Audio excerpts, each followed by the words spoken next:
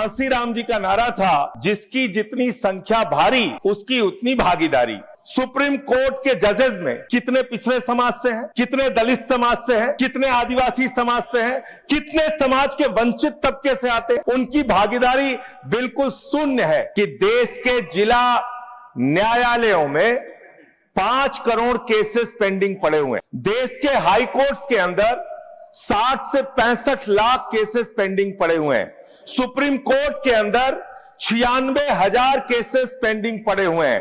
क्या उसके हिसाब से आपके पास जजेज की संख्या पर्याप्त है? क्या उसके हिसाब से आपके पास कोर्ट्स की संख्या पर्याप्त है?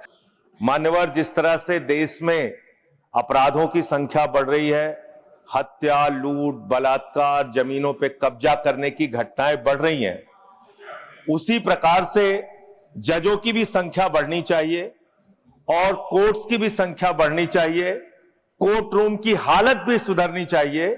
उस दिशा में ये एक अच्छी पहल है सरकार की ओर से। लेकिन मान्यवर, मैं आपके माध्यम से इस सरकार से पूछना चाहता हूं कि देश के जिला न्यायालयों में 5 करोड़ केसेस पेंडिंग पड़े हुए हैं। 5 करोड़ केसेस पेंडिंग पड़े हुए हैं। देश के हाई कोर्ट्स के अंदर 60 से 65 लाख केसेस पेंडिंग पड़े हुए हैं। सुप्रीम कोर्ट के अंदर 96,000 केसेस पेंडिंग पड़े हुए हैं।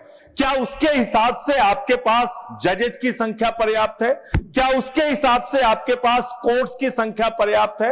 अगर हिंदुस्तान की बात हम लोग करें मान्यवर, तो हिंदुस्तान में 10 लाख की आबादी पर एक जज है।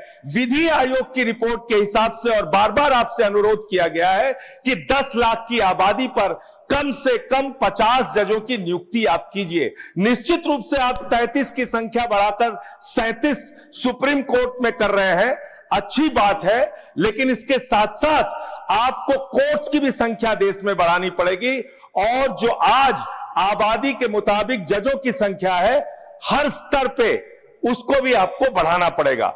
मान्यवर, मैं आपके माध्यम से यह सरकार से पूछना चाहता हूं, कांसीराम जी का नारा था, जिसकी जितनी संख्या भारी उसकी उतनी भागीदारी।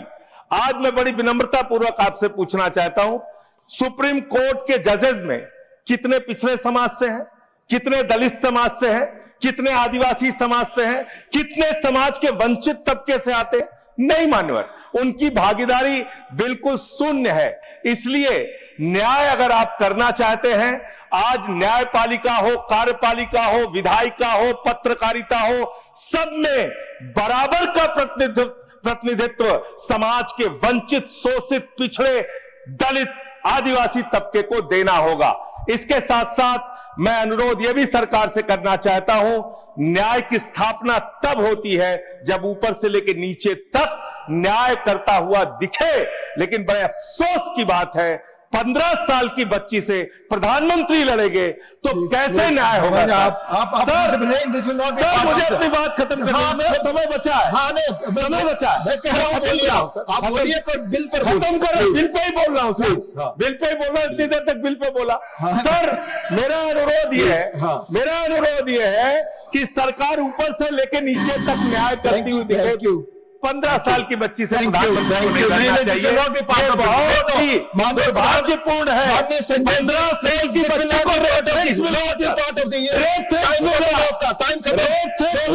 15 साल की बच्ची को कैसे? धन्यवाद।